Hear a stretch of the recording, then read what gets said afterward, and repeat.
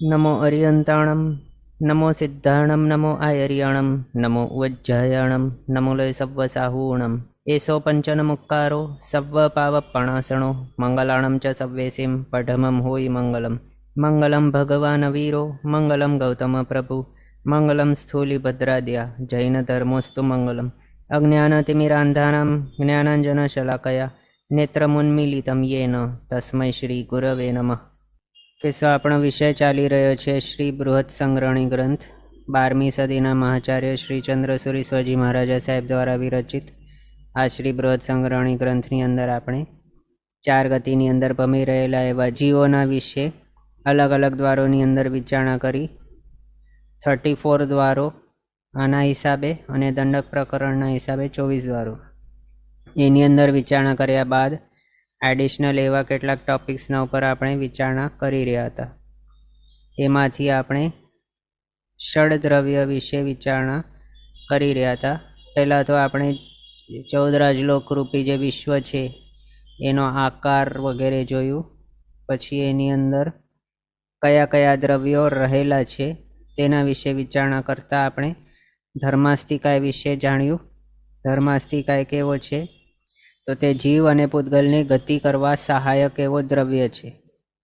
જે રીતે ફિશની અંદર તરવાની શક્તિ છે, અહીંયાથી ત્યાં તો જઈ શકે છે, પણ એને સહાયતા કરે છે પાણી।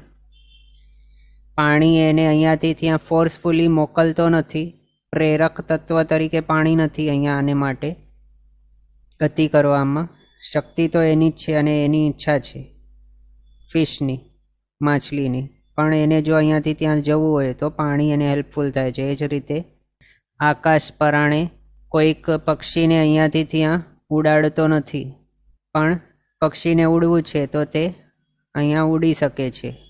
જો ખાલી જગ્યા નહીં હોય અહીંયા આકાશ રૂપે તો તે ઉડી નહીં શકે।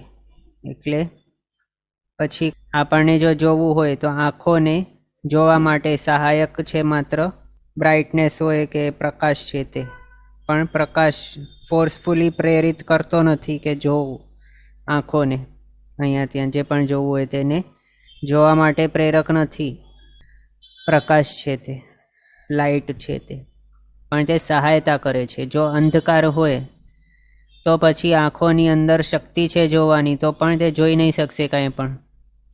એના હિસાબે શું સમજ પડે છે કે આંખોને કાંઈ પણ જોવું હોય તો પ્રકાશની આવશ્યકતા હોય છે। જે પ્રમાણે માછલીને તરવું હોય તો પાણીની આવશ્યકતા છે, એ રીતે પૂતગલને પણ ગતિ કરવી હોય તો ગતિને માટે સહાયક એવો દ્રવ્ય જરૂરી છે, જે છે ધર્માસ્તિકાય। આપણે એ પણ જાણ્યું કે ધર્માસ્તિકાય પ્રેરક નથી એટલે કોઈ પણ પૂતગલ કે જીવને પરાણે લઈને તે બાજુ મૂકતો નથી। એ જ રીતે પછી આપણે આગળ જોયું ધર્માસ્તિકાયના 3 ભેદો જોયા આપણે, સ્કંદ, દેશ અને પ્રદેશ।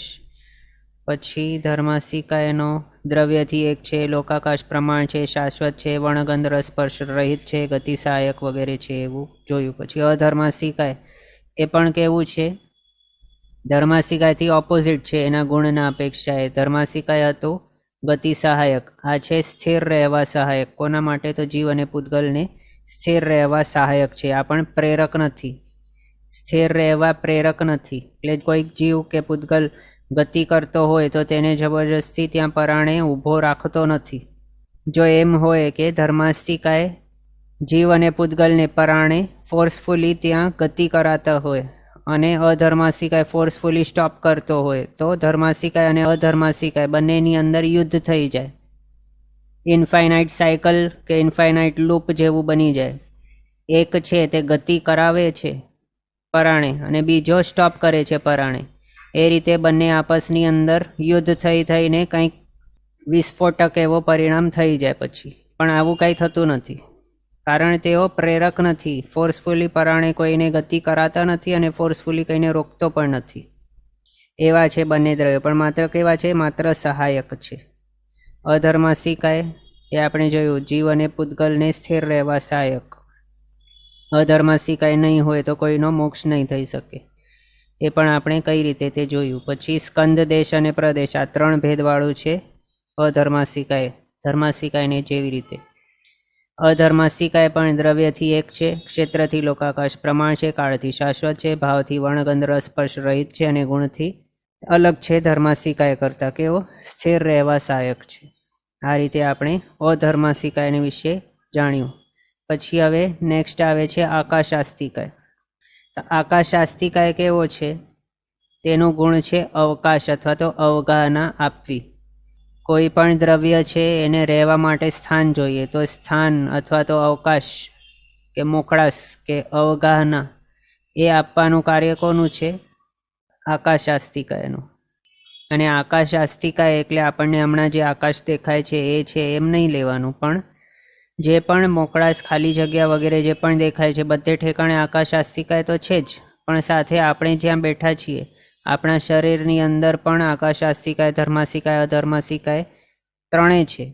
14 રાજલોકની અંદર કોઈ પણ એવો સ્થાન નથી કે જ્યાં ધર્માસિકાય નહીં હોય કે અધર્માસિકાય નહીં હોય કે આકાશાસ્તિકાય પણ નહીં હોય. એવું આ 14 રાજલોકની અંદર કોઈ પણ સ્થાન નથી. આપણને જો એમ લાગે કે આપણા શરીરમાં કઈ રીતે ધર્માસિકાય છે, એનો પ્રૂફ શું છે? અથવા તો કઈ રીતે વિચારણા કરી શકીએ કે આપણા શરીરમાં એ ધર્માસિકાય આવી ગયું અથવા તો રહેલું છે, તો એના ઉપરથી આપણે મેકઆઉટ કરી શકીએ અથવા તો પ્રૂવ કરી શકીએ કે ત્યાં એ ધર્માસિકાય છે. કઈ રીતે? આપણા શરીરની અંદર નર્વ્સ છે, નાડીઓ છે. નાડીઓની અંદર શું ચાલી રહ્યા છે? બ્લડ સર્ક્યુલેશન થઈ રહ્યું છે નર્વસ સિસ્ટમમાં. તો જે બ્લડ છે એ પણ શું છે? લોહી, પૂતગલ જ છે. પૂતગલને અહીંયાથી ત્યાં જવું હોય, આખા શરીરની અંદર સર્ક્યુલેટ થવું હોય, પછી આપણે શ્વાસોચ્છ્વાસ લેતા હોઈએ, એ પણ શ્વાસ જે પણ આપણે લઈએ છીએ તે પણ અંદર જાય, બહાર નીકળે વગેરે જે પણ થાય, એના જે પૂતગલો છે એ પણ અંદર ગયા અને બહાર પણ નીકળ્યા. એવું થાય છે. જો એને અંદર બહાર એટલે એક જગ્યાથી બીજી જગ્યાએ જવું હોય, બ્લડને સર્ક્યુલેટ થવું હોય એના પૂતગલને, તો પછી ત્યાં ગતિ સહાયક દ્રવ્ય હોવું જરૂરી છે. એના વગર કંઈ નહીં થઈ શકે. પછી જો દાંત વગેરે એવા છે, કેટલાક એવા અવયવો, એને જો સ્થિર રહેવા હોય તો પછી એને અધર્માસિકાયની જરૂરિયાત હોય. આપણને હાથ પગ હલાવતા અટકવું હોય તો અધર્માસિકાય નહીં હોય તે આપણે અટકાવી નહીં શકીએ. આપણા મોઢા વગેરેની અંદર જે સ્થિર એવા છે અવયવો એ પણ કેવા છે? અધર્માસિકાયની સહાયતાથી સ્થિર રહી શકે છે, આપણા હાડકાં વગેરે જે પણ છે તે. અને બ્લડ સર્ક્યુલેશન, શ્વાસોશ્વાસ લેવું મૂકવું, પછી ડાયજેશન વગેરે જે પણ થાય છે, એડઝોર્પ્શન, એબ્ઝોર્પ્શન, પછી કિડનીના જે પણ ફંક્શન્સ છે, જે પણ ઓર્ગન્સના જે પણ ફંક્શન છે એ બધા ફંક્શન કરી રહ્યા છે. એનો મિનિંગ શું છે? એ કંઈક એન્ઝાઇમ વગેરે પ્રોડ્યુસ કરી રહ્યા છે. જે પણ આપણે આહાર લીધું એનું પ્રોસેસિંગ કરે છે, અલગ અલગ દ્રવ્યોની અંદર તેને બ્રેકડાઉન કરે છે, જે પણ કરે છે એ બધું ફંક્શન કરે છે. એનો મિનિંગ શું? કોઈક પૂતગલો આવ્યા, એના ઉપર કંઈક પ્રોસેસિંગ થયો અને એનામાંથી અલગ અલગ એવા બ્રેકડાઉન થઈને પૂતગલ અહીંયા ત્યાં ગયા. તો આવ્યા ને ગયાનો મિનિંગ શું થયું? પૂતગલ આવ્યા ને પૂતગલ ગયા, એના ઉપર પ્રોસેસિંગ થઈને ગતિ થઈને પૂતગલોની. તો એ ગતિ કરવા માટે સહાયક એવો ધર્માસિકાય બોડીની અંદર હશે જ નહીં, તો પછી બોડીના બધા જ ફંક્શન નહીં થશે. બહારથી તો આપણે સમજી શકીએ કે બહારથી કંઈ હાલીચાલ નહીં થઈ શકે, પણ બોડીની અંદર પણ ધર્માસિકાય છે, અધર્માસિકાય છે, કઈ રીતે વિચારી શકીએ કે કહી શકીએ? એ એના ઉપરથી આપણે જે હમણાં સમજ્યા એના ઉપરથી એ તો જાણીએ. પછી આકાશાસ્તિકાય પણ છે આપણા શરીરોની અંદર. શરીરની અંદર છે ને બહાર છે. આપણે જો એમ વિચારીએ કે બહાર જે આપણને સ્કાય કે આકાશ દેખાય છે, જેની અંદર પક્ષીઓ ઉડી રહ્યા છે, તે આકાશાસ્તિકાય છે માત્ર, તો એમ નથી. અહીંયા પહેલું આકાશ અલગ છે અને હમણાં આપણે આકાશાસ્તિકાય દ્રવ્ય જે ભણી રહ્યા છે તે અલગ છે. આ આકાશાસ્તિકાય નામક દ્રવ્યનું કાર્ય છે અવકાશ કે અવગાહના કે જગ્યા આપવાનું રહેવા માટે. કોને કોને રહેવા માટે? તો પૂતગલ છે, જીવ છે, પછી આ જે પણ બીજા દ્રવ્ય છે ધર્માસિકાય, અધર્માસિકાય, એને પણ રહેવા માટે અવકાશ આપે છે આકાશાસ્તિકાય. એટલે આપણા શરીરની અંદર પણ જે પણ પૂતગલો કે ઓર્ગન્સ વગેરે રહી શક્યા છે, પછી આપણો આત્મા પણ જે રહી શક્યો છે શરીરની અંદર, અથવા તો શરીર ફોર્મ કરીને જે શરીરમાં પસરેલો છે આત્મા, એટલે કે રહેલો જ છે ને ત્યાં, તો એ આત્માને રહેવા માટેનું સ્થાન કોણે આપ્યું? તો આકાશાસ્તિકાએ આપ્યું છે. એ જ રીતે આત્મા જે પણ પૂતગલો ગ્રહણ કરે છે, પ્રોસેસિંગ વગેરે કરે છે, શરીર બનાવે છે, આહાર નિહાર જે પણ કરે છે, તો એ પૂતગલોને લીધા મૂક્યા, જે પણ પૂતગલો હલનચલન અહીંયા ત્યાં થયું, એ બધા જો અવકાશ આપનાર આકાશાસ્તિકા જ નહીં હોય તો પછી પૂતગલ પણ ત્યાં રહી નહીં શકે. એ જ પ્રમાણે આકાશાસ્તિકાએ જો નહીં હોય તો ધર્માસિકાએ અધર્માસિકાએ પણ નહીં રહી શકે. એમને જગ્યા કઈ રીતે મળે, અવકાશ કઈ રીતે મળે રહેવાનું? એટલે અહીંયા આકાશાસ્તિકાએ પણ મુખ્ય રોલ નિભાવે છે, બધાને અવકાશ આપવાનો. તો આકાશાસ્તિકાએ કેવું છે, 14 રાજલોકની અંદર આખો એ છે, કોઈ પણ સ્થાન એવો નથી કે જ્યાં આકાશાસ્તિકાએ ન હોય એવો. સાથે સાથે તે બહાર પણ છે. 14 રાજલોકની અંદર તો છે જ, સાથે બહારે છે. તો 14 રાજલોકની અંદર જે છે આકાશાસ્તિકાએ, તેને ડિફરન્શિએટ કરવા માટે લોકાકાશ એવો નામ આપ્યું. 14 રાજલોકની અંદર રહેલો આકાશને લોક આકાશ, લોકમાં રહેલો આકાશ એટલે લોકાકાશ, એ રીતે લોકાકાશ નામ આપ્યું. અને 14 રાજલોકથી બહાર જે છે આકાશાસ્તિકાએ, તેને અલોકાકાશ આ રીતેનો નામ આપ્યો. અલોકમાં છે એટલે કે 14 રાજલોકની અંદર જે નથી તેને કહેવાય અલોક. બહાર જે પણ છે બધું અલોક છે. તો એ અલોકની અંદર જે આકાશાસ્તિકાએ છે તે આખાએ આકાશાસ્તિકાને અલોકાકાશ કહ્યું છે. અહીંયા જે પણ છે તે આખું આ રીતે આકાશાસ્તિકાના મુખ્ય 2 ભેદો બતાવ્યા છે. પણ અહીંયાના આકાશાસ્તિકાના આકાશ પ્રદેશો અલગ, અહીંયાના આકાશ પ્રદેશોની અંદર અલગ પ્રોપર્ટી, એવું કંઈ નથી. બધા એક સમાન જ છે. આકાશાસ્તિકાએ દ્રવ્ય રૂપે એ એક જ છે, પણ માત્ર લોકની અંદર રહેલું છે કે બહાર છે એના ઉપરથી 2 ભેદ બતાવે છે, પણ છે તે એક જ છે. આગળ બતાવ્યા આકાશાસ્તિકાના 3 ભેદો, સ્કંધ, દેશ અને પ્રદેશ 3. આગળ આપણે જોયેલું હતું આની વ્યાખ્યાઓ શું છે. સ્કંધ એટલે શું? તો તે દ્રવ્ય આખો એઝ અ હોલ જે હોય તેને સ્કંધ કહેવાય, દ્રવ્ય કે વસ્તુ આખી. પછી દેશ, દેશ એટલે તે દ્રવ્ય કે વસ્તુ જે હોય એનો માત્ર એક પોર્શન, એવો ભાગ એનો કે જે એનાથી જુદો નથી પડેલો, એવો એનાથી જ જોઈન્ટ એવો ભાગ જે હોય તેને દેશ કહેવાય. આમ જો વિચારણા કરીએ કે આકાશાસ્તિકાએ જે છે આખો અનંતો, તેનો દેશની વિશે આપણે વિચારણા કરીએ તો એના દેશ કઈ કઈ રીતે હોઈ શકે? તો સૌથી પહેલો વિચારણા માટે ઇઝીલી આપણે કહી શકીએ એવો લોકાકાશ જે છે, તે લોકાકાશ આખા આકાશાસ્તિકાનો એક દેશ કહી શકીએ આપણે, કારણ એ એક ભાગ જ છે ને આકાશાસ્તિકા ટોટલ જે છે એનો.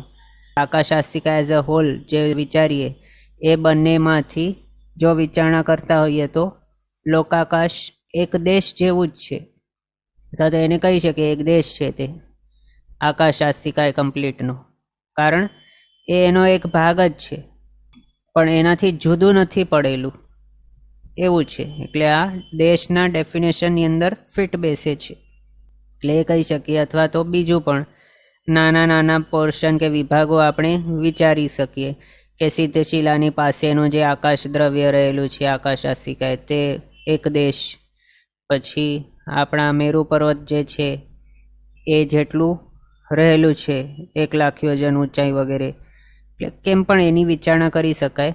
એટલા દેશ આપણે વિચારણા કરી શકીએ આકાશાસ્તિકાના એક. એટલે એ થઈ ગયું દેશ. પછી પ્રદેશ. પ્રદેશ શું કહેવાય છે, કોને કહેવાય પ્રદેશ? તો દ્રવ્ય કે વસ્તુના નિર્વિભાજ્ય એવા સૂક્ષ્મ અંશને, કે જે અંશ તે દ્રવ્ય કે વસ્તુથી જુદો નથી પડેલું પણ એનાથી જોડાયેલું જ છે એવો. કેવલ જ્ઞાની ભગવંતોના દૃષ્ટિએ પણ જેના આગળ 2 વિભાગો નહીં કરી શકાય એવો તે દ્રવ્ય કે વસ્તુનો નાનામાં નાનો સૂક્ષ્મ અંશ, તેને કહેવાય પ્રદેશ. તો એવા આકાશાસ્તિકાયના પણ પ્રદેશો છે, એને આપણે આકાશ પ્રદેશથી ઓળખીએ છીએ. આગળ આપણે બૃહદ સંગ્રહણી જે પણ ભણ્યા છે એની અંદર પણ ઘણી વખત આપણે આકાશ પ્રદેશ સાંભળ્યું છે. આકાશ પ્રદેશની શ્રેણીઓ છે, એ શ્રેણીને અનુસરીને જીવ અહીંયા ત્યાં ગતિ કરતો હોય છે. વિગ્રહ ગતિ કરે તો આ રીતે તે આકાશ પ્રદેશની શ્રેણીને અનુસરીને જ ટ્રાવેલ કરે, એ વગેરે આપણે સાંભળ્યું છે અને જાણ્યું પણ છે, સમજ્યા છે. તો એ જે આકાશ પ્રદેશ કહ્યા તે આકાશ પ્રદેશ એટલે શું છે? તો આ આકાશાસ્તિકાયના સૌથી નાનામાં નાનો સૂક્ષ્મ અંશ કે જેનો કેવલી ભગવંતોના દૃષ્ટિએ પણ હજી આગળ બે વિભાગ નહીં થઈ શકે એવો, તેને એક આકાશ પ્રદેશ કહ્યું. એવા નાના નાના આકાશ પ્રદેશોની આખી લાઈન, એને શું કહેવાય? આકાશ પ્રદેશોની શ્રેણી. તો એ થઈ ગયું. આપણે જોયું આકાશનો પ્રદેશ પણ હોય છે, એટલે આકાશાસ્તિકાયના પ્રદેશ, એવો ત્રીજો ભેદ આપણે જાણ્યો. હવે અહીંયા આકાશાસ્તિકાય જે પ્રમાણે આપણે ધર્માસિકાય અધર્માસિકાયને વિશે જાણ્યું કે તેના માત્ર 3 જ ભેદ હોય છે, એ રીતે આકાશાસ્તિકાયના પણ માત્ર 3 જ ભેદ પોસિબલ છે. પરમાણુ નામક ભેદ અહીંયા પણ નહીં આવે. એ હવે શાના કારણે? કારણ પરમાણુનો ડેફિનેશન શું છે, અથવા તો પરમાણુ કોને કહેવાય? દ્રવ્ય કે વસ્તુના નાનામાં નાનો સૂક્ષ્મ અંશ કે જે કેવલી ભગવંતની દૃષ્ટિએ પણ જેના 2 વિભાગ આગળ નહીં કરી શકાય એવો, પણ તે અંશ કેવો છે? દ્રવ્યથી છૂટો પડી ગયો છે એવો છે, એને પરમાણુ કહેવાય છે. પણ અહીંયા ધર્માસિકાય અધર્માસિકાય આકાશાસ્તિકાય એ કેવા છે? હમણાં સુધી આપણે આ 3 જોયા છે તે કેવા છે? એનામાંથી કોઈ પણ વિભાગો પાડી શકાતા નથી. એટલે આનો એક આટલો ભાગ લીધો અને સાઈડમાં મૂકી દીધો અને છૂટો કરી દીધો અહીંયાથી, એ રીતે કટ ઓફ નહીં થઈ શકે. આ આખું હતું, આખું છે અને આખું ને આખું રહેશે. એના વિભાગો નહીં થઈ શકે અને એના પ્રદેશો પણ છૂટા નહીં થઈ શકે. ધર્માસિકાયનો એક પ્રદેશ અહીંયાથી નીકળીને અહીંયા બહાર ચાલ્યો ગયો, અથવા તો આ જે ટોટલ 14 રાજલોક પ્રમાણ ધર્માસિકાય છે એનામાંથી એક આટલું ભાગ છૂટું પડી ગયું ધર્માસિકાયનો, અથવા તો અધર્માસિકાયનો આટલું ભાગ છૂટું થઈ ગયું, અથવા તો આકાશાસ્તિકાય જે બારે છે અહીંયા અંદરે છે એનામાંથી કેટલુંક એક ભાગ નીકળીને ક્યાંક બીજે ઠેકાણે ચાલ્યું ગયું, અથવા તો ત્યાં પોલાણ આકાશાસ્તિકાય વગરની જગ્યા થઈ ગઈ. એવું ક્યારે પણ નથી થતું. એટલે તેઓ કેવા છે? ધર્માસિકાય અધર્માસિકાય આકાશાસ્તિકાય એના જે પ્રદેશો છે એ ભેગા ને ભેગા જ રહેલા હોય છે, એક યુનિટની જેમ. એનો વિભાગીકરણ પોસિબલ જ નથી. એટલે તેઓ કેવા છે? એક છે, સિંગલ યુનિટ જ છે. એના દેશ કહી શકાય. દેશ એટલે એનાથી વિભાગ નથી પડેલો, એનાથી છૂટો નથી પડેલો એવો એક પોર્શન એનું, એવું. અને જો એ પોર્શન કે એ દેશને કટ કરીને અથવા તો એનાથી છૂટો કરી લેવામાં આવે તો પછી બંનેને કેવા કહેવાશે? પછી આ એક સ્કંધ બની ગયો અને બીજો આ સ્કંધ બની ગયો. જો એ છૂટું થતું હોય દેશ તો એવા 2 સ્કંધ ફોર્મ થઈ શકે. પણ ધર્માસિકાય અધર્માસિકાય આકાશાસ્તિકાય કેવા છે? જેટલું પણ એનો યુનિટ તરીકે જેટલું પણ એનું ફેલાવો છે કે એના પ્રદેશો છે કે એના દેશ છે, એને છૂટા નહીં કરી શકાય. ક્યારે થયા નથી, થવાના નથી. એટલે એના અલગ અલગ 2, 4, 5, 6, 7 અસંખ્ય અનંત એટલા સ્કંધો ફોર્મ નહીં થઈ શકે, એટલા પ્રદેશો છૂટા નહીં થઈ શકે, ભેગા ને ભેગા જ હશે. આ રીતે સમજ્યા આપણે. પછી આકાશાસ્તિકાય એ દ્રવ્યથી 1 અથવા તો 2 કયા છે. હવે એક આપણે તો સમજ્યા, લોકની અંદર છે અને અલોકમાં છે, એટલે આખો આકાશાસ્તિકાય સેમ જ છે. એ અપેક્ષાથી એક જ છે, એના 2 વિભાગો નથી. 2 વિભાગો એટલે એક આટલું આકાશ છે અને બીજું અહીંયા છે આકાશ. તો આને શું કહેવાય? 2 આકાશ થઈ ગયા. આ એક અને આ બીજું, આ રીતે 2 થઈ ગયા. પણ એવા છૂટા નથી, આખું ફેલેલું જ છે આકાશાસ્તિકાય. પણ વચમાં અહીંયા આવું 14 રાજલોક આવી ગયું છે, એટલે એ 14 રાજલોકની અંદર જે આકાશાસ્તિકાય છે તેને લોકાકાશ કહ્યું. એના હિસાબે જો વિચારીએ તો આકાશાસ્તિકાય કેવો છે? એક. પણ જો હવે આપણે લોકની અંદર રહેલું છે કે બહાર છે એ રીતે વિચારીએ તો લોકની અંદર રહેલાને લોકાકાશ, બહાર રહેલાને અલોકાકાશ, એ રીતે બે ભેદો એના કહી શકાય, પણ છેલ્લે તો એક જ છે તે એમ. પણ જો બે કહેલા હોય તો કઈ અપેક્ષા તે આપણે હમણાં સમજ્યા. પછી ક્ષેત્રથી તે કેવો છે? અનંત છે, લિમિટેડ નથી પણ અનંત છે, એનો કોઈ અંત નથી. ધર્માસ્તિકાય અધર્માસ્તિકાય કેવા હતા? લોકાકાશ પ્રમાણ હતા, પણ આકાશાસ્તિકાય ક્ષેત્રથી અનંત છે. પછી કાળથી તે શાશ્વત છે, એનો ઉત્પત્તિ થયેલી નથી અને એનો વિનાશ પણ નથી થવાનો, હતું છે અને રહેશે. ભાવથી કેવો છે? તો વર્ણગંધ રસસ્પર્શથી રહિત છે, અરૂપી છે. કોઈ પણ એને જોઈ નહીં શકે, સૂંઘી નહીં શકે, ચાખી નહીં શકે, સ્પર્શી નહીં શકે એવું છે. માત્ર કેવલી ભગવંતો જ, સિદ્ધ ભગવંતો જ આકાશાસ્તિકાયને પોતાના કેવલ જ્ઞાનની અંદર જાણી શકે, જોઈ શકે છે. પણ બાકી એમના સિવાયના ભલે કેટલું પણ અવધિ જ્ઞાન હોય, ઉત્કૃષ્ટ પ્રમાણનું જો પણ પરમાવધિ જ્ઞાન પણ થઈ ગયું હોય તો પણ એમને પણ આકાશાસ્તિકાએ દેખાવાનું નથી. બાકી જે પણ છે જીવો, બધા જ સંસારી જીવો જે કેવલી નથી એવા બધા જ ને આકાશાસ્તિકાય ક્યારે દૃશ્ય નહીં થઈ શકે. એટલે વર્ણગંધ રસસ્પર્શ રહિત છે, અરૂપી દ્રવ્ય કહેલું છે તેને. પછી એનો ગુણ કેવું છે? અવગાના કે અવકાશ આપવાનું, તે છે એનો ગુણ. હવે આપણે એમ વિચારીએ તો આ લોક છે અને આ અલોક છે, આ રીતે ભેદ પણ કઈ રીતે આપણે કહી શકીએ? અથવા તો કોના હિસાબે આ ભેદ પડી ગયું છે? આકાશાસ્તિકાય તો બહારે છે ને અંદરે છે, પણ ભેદ કોની હિસાબે થઈ ગયું? લોક માત્ર આટલું જ શા માટે આપણે કહેતા હોઈએ છીએ?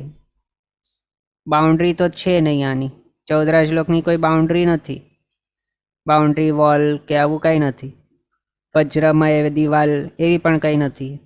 તો પછી ભેદ કઈ રીતે અહીંયા ફોર્મ થઈ ગયું છે? આ લોક છે અને આ અલોક કઈ રીતે થઈ ગયું છે?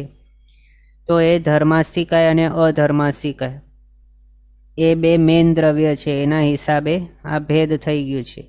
હવે વિચારો, જો ધર્માસ્તિકાય અને અધર્માસ્તિકાય આટલા માત્ર સુધી નહીં હોય પણ આટલામાં એ હોય છે નહીં, પણ આમ જો વિચારીએ તો પછી કેવું થઈ જાય? આ ઠેકાણે પણ જીવોનું ગમન આગમન પોસિબલ થઈ જાય, અહીંયા જન્મ મરણ ચાલુ થઈ જાય જીવોનું, પૂતગલો પણ અહીંયા હોય પછી.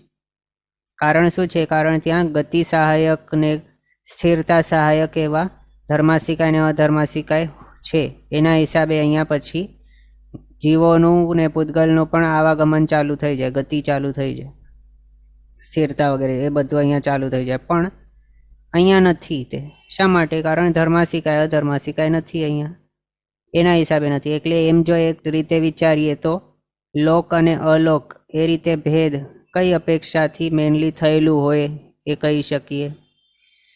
તો એ ધર્માસ્તિકાય અને અધર્માસ્તિકાય આ બેના હિસાબે મેનલી.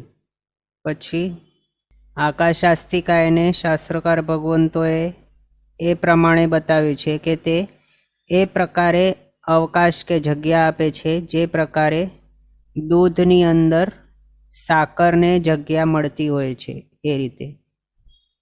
એ માટે તેઓ કહે છે કે ભગવતીજી સૂત્રના 13મા શતકના 4થા ઉદ્દેશની અંદર આ પ્રમાણે દૃષ્ટાંત આપીને વર્ણવવામાં આવેલું છે કે જે પ્રમાણે એક પ્યાલો દૂધ હોય એ સંપૂર્ણપણે ભરેલું હોય, એની અંદર ઉપરથી સાકર નાખવામાં આવે તો એ સાકર આપણે જો નાખીએ તો પણ તે દૂધની જે લેવલ છે એની અંદર વધારો થતો નથી.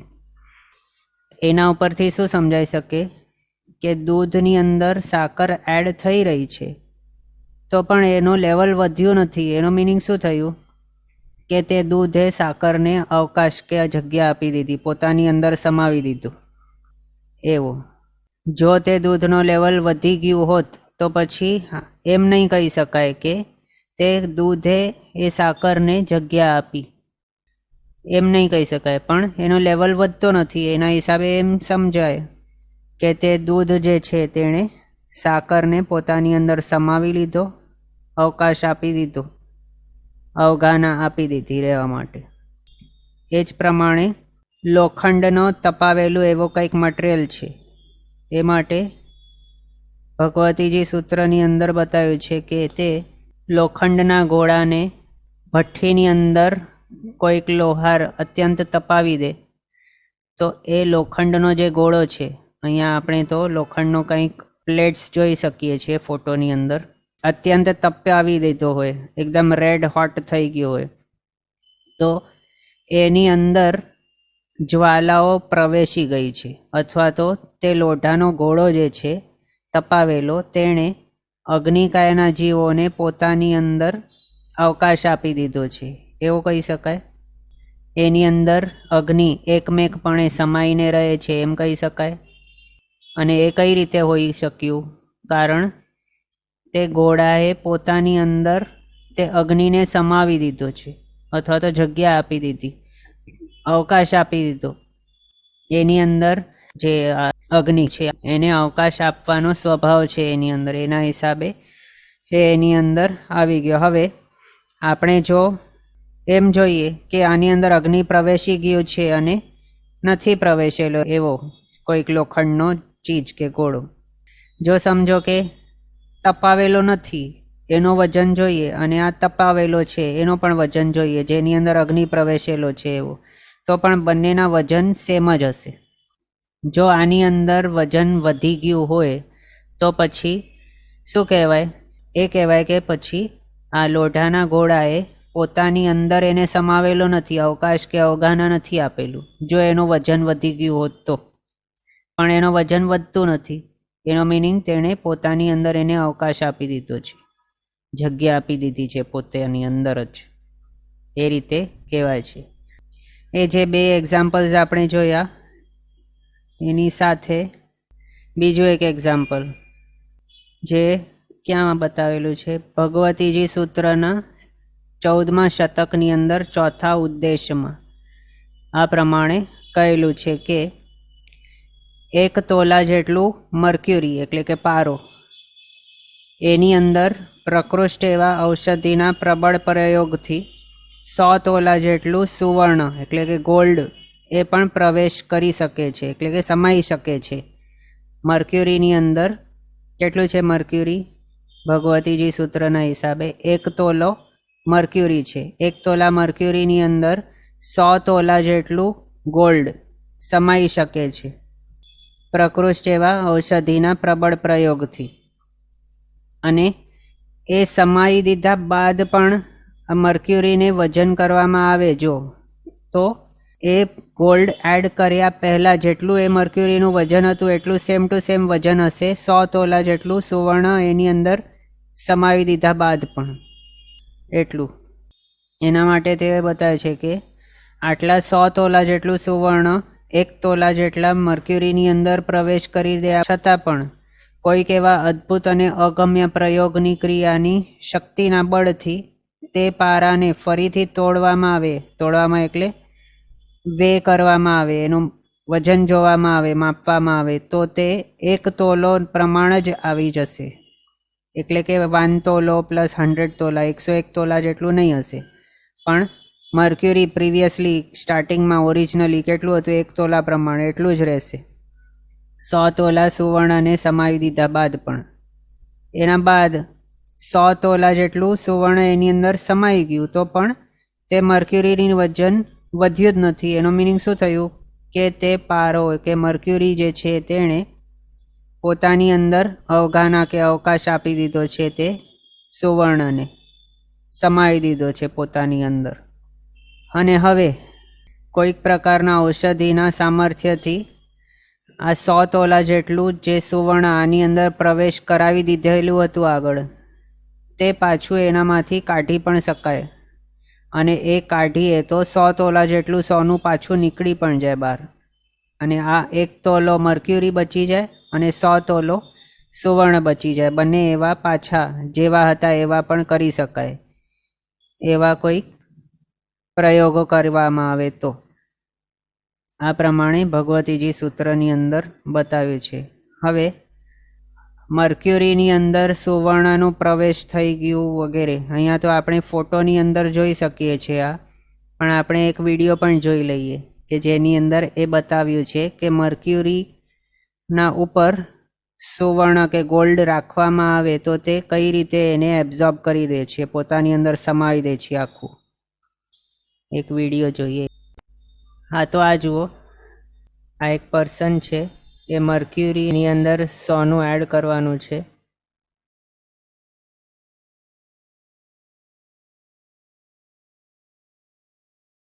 મર્ક્યુરીની અંદર જો આખો ગોલ્ડ ખેંચાઈ ગયું, સોનાની વરખો 1 બાય 1 કરીને એના ઉપર મૂકતો જશે અને એ સોનાને એબ્ઝોર્બ કરી નાખે છે, પોતાની અંદર સમાવી દે છે. એ આપણે અહીંયા જોઈ શકીએ છીએ. સોનું સમાઈ જાય છે મર્ક્યુરીની અંદર. આ રીતે આપણે થોડું તે જોયું કે કઈ રીતે આ મર્ક્યુરી છે એની અંદર ગોલ્ડ સમાઈ જાય છે. તો એ જ રીતે કંઈક બતાવ્યું છે ગ્રંથકારશ્રીએ કે આકાશાસ્તિકાય પણ કેવો છે, જે રીતે મર્ક્યુરીની અંદર સુવર્ણ સમાઈ જાય અને પાછું બહાર આવી જાય તો પણ તે મર્ક્યુરીનો જે પણ વેઇટ છે અથવા તો જે વજન છે તેની અંદર જરાય ફેરફાર નથી થતો. એનો મિનિંગ કે તે મર્ક્યુરીએ તે ગોલ્ડને સમાવી દીધું છે, આખું પોતાની અંદર રાખી દીધું છે, અવકાશ કે અવગાહના આપી દીધી છે. એ જ રીતે આકાશાસ્તિકાય પણ કરતો હોય છે. આકાશાસ્તિકાય, જીવાસ્તિકાય છે, ધર્માસ્તિકાય, અધર્માસ્તિકાય, પૂતગલાસ્તિકાય એ બધા દ્રવ્યોને અવકાશ આપે છે, રહેવા માટે જગ્યા આપે છે, એવો છે. એટલે આપણે સમજ્યા ને, અવકાશ આપવો કે જગ્યા આપવી અથવા તો પોતાની અંદર સમાવી લેવું, એનું મિનિંગ શું થાય કે તે પોતે જ્યાં છે ત્યાં જ રહે છે, પણ પોતાના ઠેકાણે જ બીજા દ્રવ્યોને પણ જગ્યા આપે છે રહેવાની. એટલે એમ નથી કરતો કે પોતે જ્યાં હતો ત્યાંથી હટી ગયો અને ત્યાં તેને જગ્યા આપી. એને સમાવી દેવું નહીં કહેવાય. આપણે અહીંયા જે એક્ઝામ્પલ્સની અંદર જોયું, દૂધનો એક્ઝામ્પલ જોયો, એની અંદર શું બતાવ્યું કે દૂધે સાકરને પોતાની અંદર સમાવી દીધો. એ કઈ રીતે કહ્યું કે દૂધનો લેવલ વધ્યું નહીં, એના ઉપરથી કહ્યું ને કે સાકરને પોતાની અંદર સમાવી દીધો. જો દૂધનો લેવલ વધ્યું હોત તો મિનિંગ શું થાય એનો કે દૂધે પોતાની અંદર સમાવ્યું નથી, પણ પોતે હટીને ત્યાં એને જગ્યા આપી. એને સમાવવું નહીં કહેવાય. એ જ રીતે આકાશાસ્તિકાયના જે આકાશ પ્રદેશો છે બધે ઠેકાણે, તે કંઈ અહીંયા ત્યાં હટતા નથી. ધર્માસ્તિકાય કે અધર્માસ્તિકાય કે પૂતગલાસ્તિકાય કે જીવાસ્તિકાય વગેરેને જગ્યા આપવાને માટે આકાશાસ્તિકાયના જે પ્રદેશો છે તે અહીંયા ત્યાં હટતા નથી, પણ જ્યાં છે ત્યાં જ છે. જ્યાં છે ત્યાં જ રહીને તે પોતાની અંદર બીજા દ્રવ્યોને સમાવી દે છે, એવું છે. એ એક્ઝામ્પલ્સ દ્વારા શાસ્ત્રકાર ભગવંતોએ આપણને આ સમજાવવાનો પ્રયત્ન કર્યું છે. આગળ વધીને ગ્રંથકારશ્રી એ પણ કહે છે કે પૂતગલાસ્તિકાય એક આકાશ પ્રદેશ જેટલું પ્રમાણનું સ્થાન છે, એ સ્થાનની અંદર પરમાણુ પણ રહી શકે છે, એક દ્રવ્ય તે રહે, અને તેટલા જ એક આકાશ પ્રદેશની અંદર જ, એટલા સ્થાનની અંદર જ સેંકડો કે હજારો પ્રદેશવાળા કે લાખ પ્રદેશવાળા કે સંખ્યાતા પ્રદેશવાળા કે અસંખ્ય કે અનંત પ્રદેશવાળા પૂતગલના સ્કંધો પણ રહી શકે છે. એ હવે શાના માટે? કારણ પૂતગલનો તે પ્રકારનો વિચિત્ર સ્વભાવ છે એના હિસાબે. અને એ સમજાવવા માટે ગ્રંથકારશ્રી આપણને આવું કંઈક એક્ઝામ્પલ આપે છે કે જે રીતે કોઈક એક રૂમની અંદર દીવો લો કે બલ્બ લો, જે પણ, તો એક જ દીવો જો હોય તો આપણે એમ કહી શકીએ કે હા, આ પોઈન્ટ ઉપર પ્રકાશ આવી રહ્યો છે, અને એક બલ્બનો. હવે 2 બલ્બ કરીએ, 4, 5, 6 વગેરે કેટલાય બલ્બ કરીએ તો આ એક પોઈન્ટ ઉપર કેટલા બલ્બોનો પ્રકાશ છે? પહેલાં 1નો હતો, હવે 2નો થયો, 3, 4, 5 વગેરે જેટલા બલ્બ અહીંયા કરવામાં આવે એ બધાનો પ્રકાશ આ એક પોઈન્ટ ઉપર છે, એવું કહી શકાય. એ જ રીતે કંઈક છે પૂતગલનો વિચિત્ર સ્વભાવ. એક જ આકાશ પ્રદેશ પ્રમાણ જગ્યાની અંદર સિંગલ પરમાણુ પણ હોઈ શકે, કે હજારો પ્રદેશવાળો સ્કંધ પણ હોઈ શકે પૂતગલનો, કે પછી લાખ કે સંખ્યાત કે અસંખ્ય કે અનંત પ્રદેશવાળો સ્કંધ પણ હોઈ શકે છે ત્યાં પૂતગલનો એક જ આકાશ પ્રદેશની અંદર. અને એ આકાશ જે છે એ આટલા બધા એવા વિચિત્ર એવા પૂતગલ સ્કંધો જે છે એ બધાને પણ અવગાના કે અવકાશ આપી દે છે, રહેવા માટે સ્થાન આપે છે. એનો અવકાશ આપવાનો સ્વભાવ છે એના માટે. આગળ વધીને ગ્રંથકાર શ્રી કહે છે કે સમજવા જેવી વાત એ છે કે જે આકાશ પ્રદેશમાં સંખ્ય પ્રદેશવાળા અથવા તો અસંખ્ય પ્રદેશી એવા સ્કંદ રહે છે ત્યાં જ બીજા તેવા જ સંખ્ય અથવા તો અસંખ્ય સ્કંધો પૂતગલના રહી શકે છે. અને તેવા પ્રકારના જાતિ ગુણ અને સ્વભાવ એમનું છે એના હિસાબે અવકાશ આપવાનો સ્વભાવ જે છે આકાશ શાસ્ત્રિકાયનો એ સ્વભાવના હિસાબે જ આટલા બધા સ્કંધો પણ ત્યાં રહી શકે છે એક સાથે. અને સાથે તો ત્યાં ધર્માસિકાય અધર્માસિકાય તો છે જ. અને બીજું, જો તે પૂતગલનો જે સ્કંધ છે એ જો કોઈક જીવનો શરીર છે તો જીવાસિકાય પણ છે ત્યાં. આમે કહેલું છે કે આખા 14 લોકની અંદર સૂક્ષ્મ સ્થાવરો બધે ઠેકાણે રહેલા છે, એમાં એ સૂક્ષ્મ નિગોદ છે બધી ઠેકાણે રહેલી છે, એટલે જીવાસ્તિકાય તો છે જ બધે ઠેકાણે એ આપણે કહી શકીએ. પૂતગલાસ્તિકાય પણ છે, ધર્માસિકાય અધર્માસિકાય છે. એ બધા જ ને આકાશ અવકાશ અવગાના રહેવાનું સ્થાન આપવાનું કાર્ય કોણે કર્યું છે? તો એ જે છે આકાશ શાસ્ત્રિકાય એણે. આ રીતે આપણે આ જોયું. પછી હા તો એ કહે છે લોકાકાશ રૂપી એક ભેદ આપણે જોયું, અને બીજો છે અલોકાકાશ નામક બીજો ભેદ આકાશ શાસ્ત્રિકાયનો. લોકાકાશ કયો? તો 14 લોકની અંદર જે છે તે આકાશ શાસ્ત્રિકાયને લોકાકાશ કહેવાય, અને 14 લોકની બહાર જે છે આકાશ શાસ્ત્રિકાય તેને અલોકાકાશ કહેવાય. આ રીતે આપણે લોકાકાશને વિશે જાણ્યું કે એની અંદર એક જ જે આકાશ પ્રદેશ છે એની અંદર અલગ અલગ એવા ધર્માસિકાય અધર્માસિકાય પૂતગલાસ્તિકાય જીવાસ્તિકાય એ પણ એની અંદર રહેલા છે. પણ અલોકાકાશ જે છે એની અંદર માત્ર અલોક જ છે, એટલે આકાશ શાસ્ત્રિકાય જ છે અહીંયા અલોકાકાશની અંદર, પણ બાકીના બીજા કોઈ પણ દ્રવ્ય નથી. અલોકની અંદર માત્ર આકાશ શાસ્ત્રિકાય છે. ધર્માસ્તિકાય અધર્માસ્તિકાય જીવાસ્તિકાય અહીંયા બહાર નથી, પૂતગલાસ્તિકાય પણ નથી અલોકની અંદર. અલોક કેટલું છે એના માટે બતાવે છે કે અલોક અનંત છે, જેનો અંત જ નથી એવું છે. એને બતાવે છે લોઢાના પોલા ઘોડા જેવો છે કંઈક. લોઢાનો ઘોડો છે એ પોલો છે, પોલો એટલે ખાલી જગ્યા જ છે, એવા જેવું કંઈક છે કે જ્યાં ખાલી જગ્યા જ છે, ખાલી બીજે કંઈ જ નથી અલોકની અંદર, એવા જેવું છે. પછી આગળ બતાવે છે કે અલોક જે છે એના અંતને પાર પામવા માટે કોઈ સમર્થ જ નથી. અલોકનો અંતને પાર કોઈ પામી જ નહીં શકે. છતાં પણ અસત્કલ્પનાથી ભગવતીજી સૂત્રના 11મા શતકના 10મા ઉદ્દેશની અંદર એક એક્ઝામ્પલ આપ્યું છે.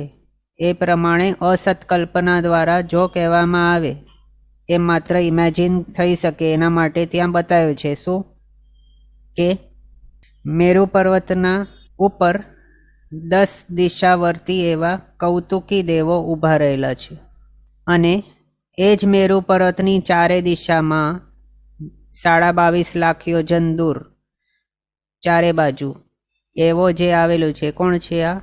માનુષોત્તર પર્વત. તો એ માનુષોત્તર પર્વત ઉપર 8 દિશાની અંદર 8 એવી દિક્કુમારીઓ ઊભી રહેલી છે. એ પણ કઈ રીતે?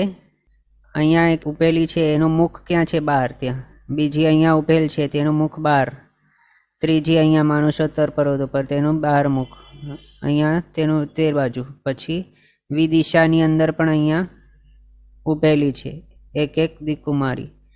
આ રીતે 8 દિક્કુમારીઓ ઊભેલ છે દિશા અને વિદિશાની અંદર.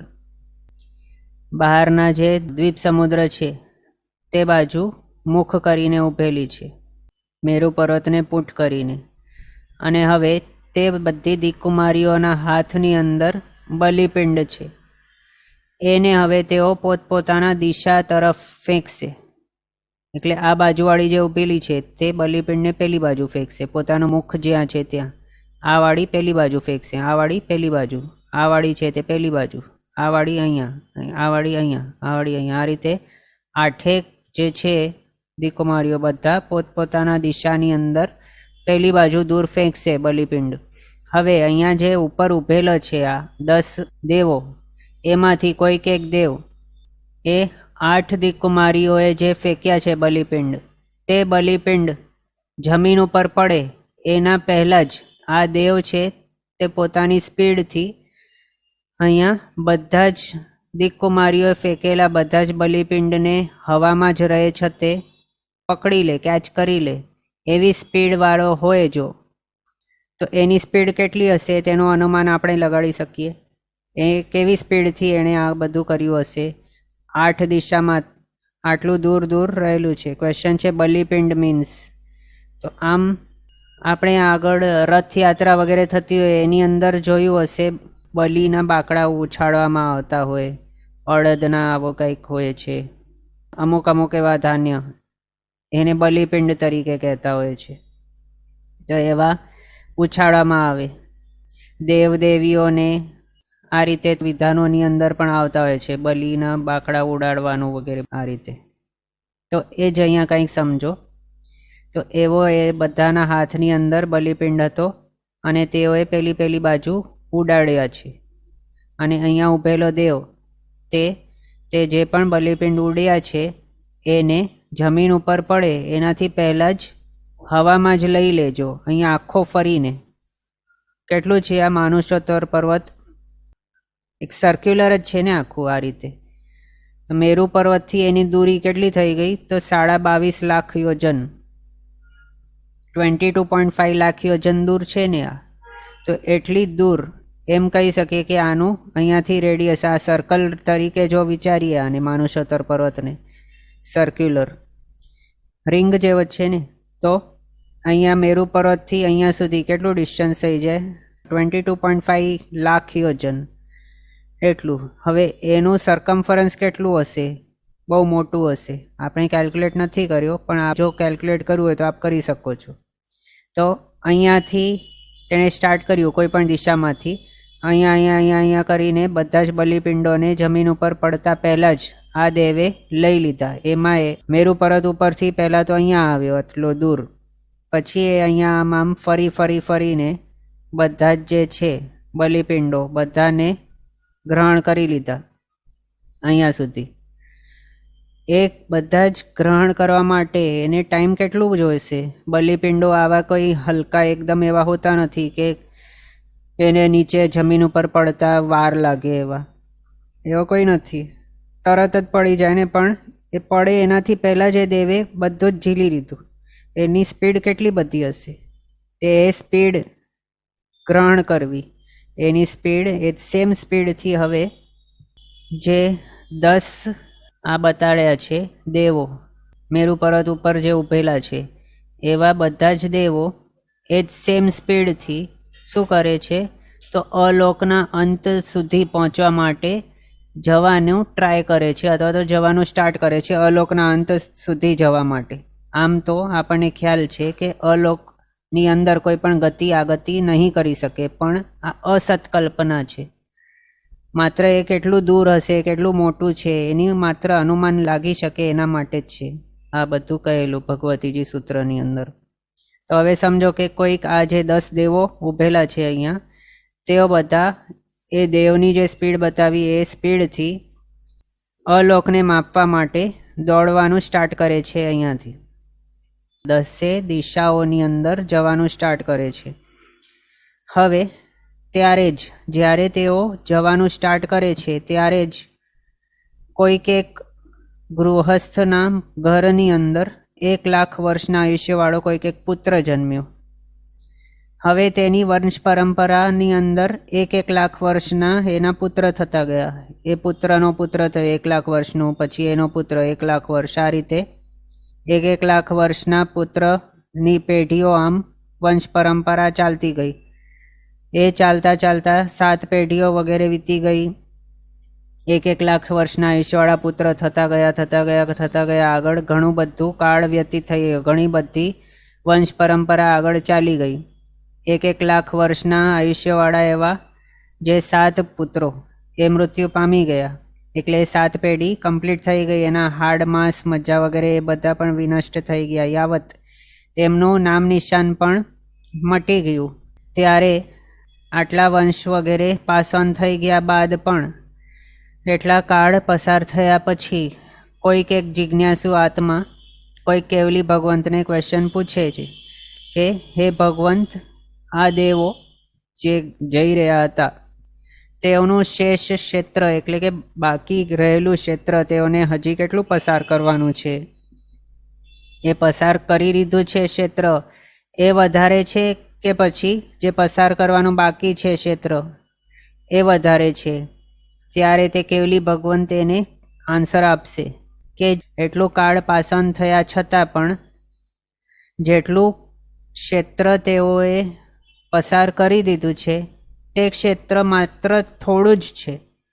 એટલે કે માત્ર અનંતમાં ભાગ જેટલું જ તેઓએ ક્ષેત્ર પાસન કર્યું છે. પણ હવે હજી ઘણું જ બાકી છે. અનંત ગુણ વધારે એવું ક્ષેત્ર હજી પસાર કરવાનું બાકી છે.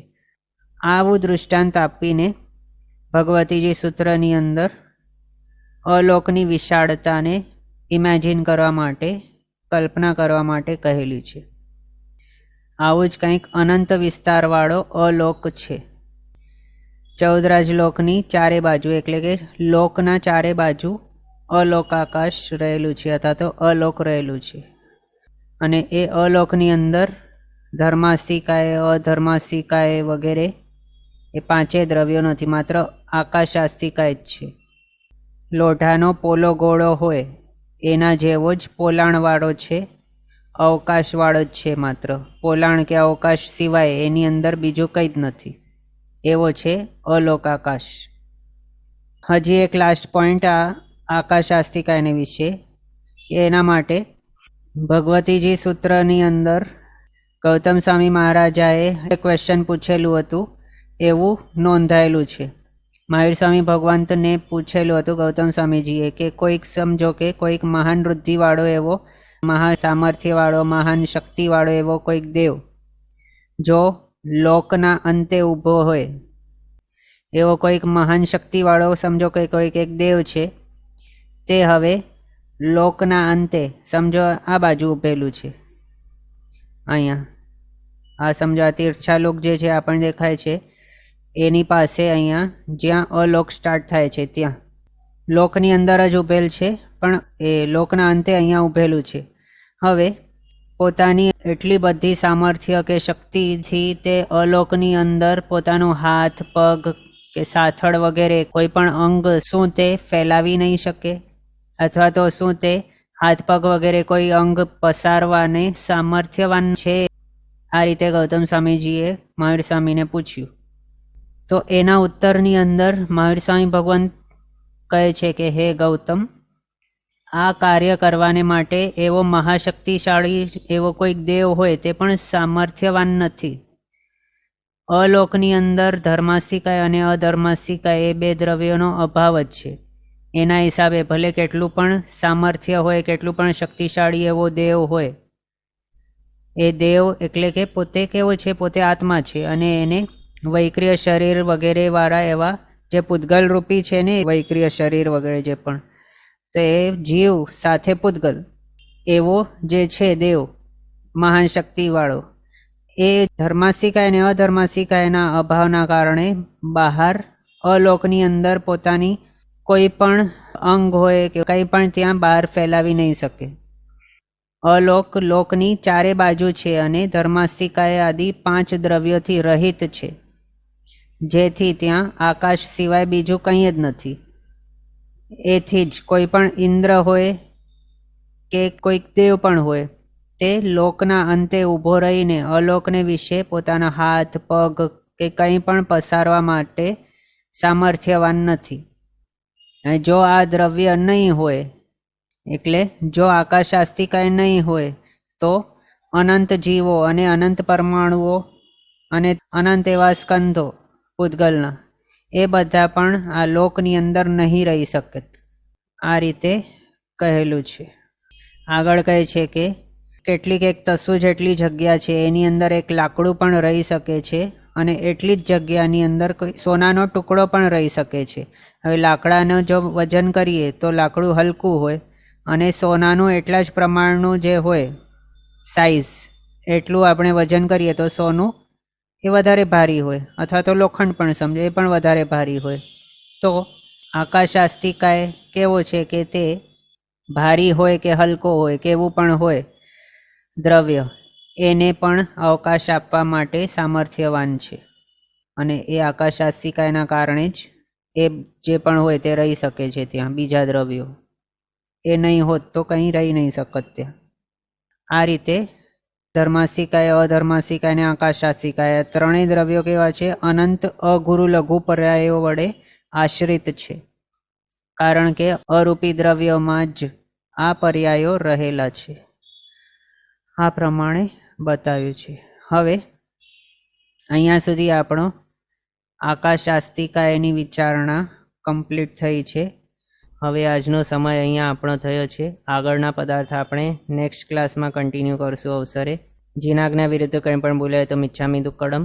સર્વમંગલ માંગલ્યમ સર્વકલ્યાણકારણમ પ્રધાનમ સર્વધર્માણામ જૈનમ જયતિ શાસનમ. પ્રણામ. બધા શાતામાં રહેજો, જીનાજ્ઞાપૂર્વકનું જીવન જીવજો, સર્વવીરતી તરફ આગળ વધજો અને મનુષ્ય ભાવ સફળ કરજો.